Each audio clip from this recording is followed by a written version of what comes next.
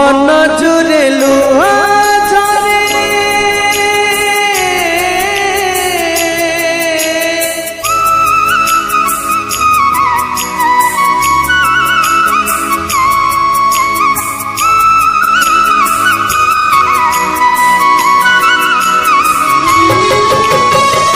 मन जुरे लुहा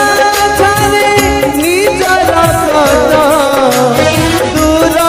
तू दूरे मन जुरे लुहा झरे निजर कथा दूर तू दूरे अपनार हुए तो एठी अपनार हुए तो एठी अचिना जଣା अतिथि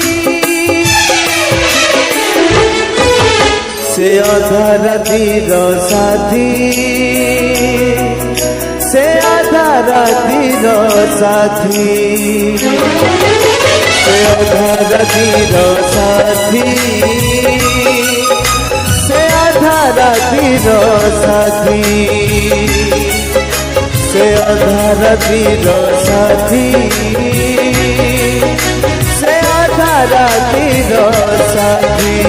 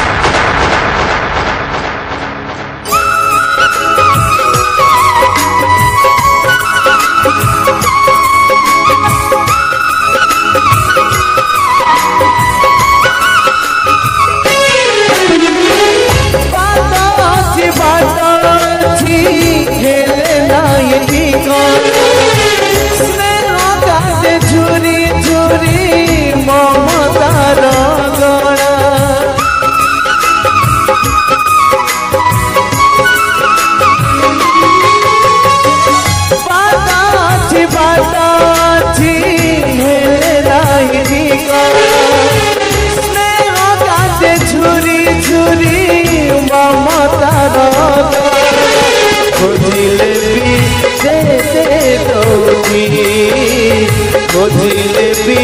जैसे चौकी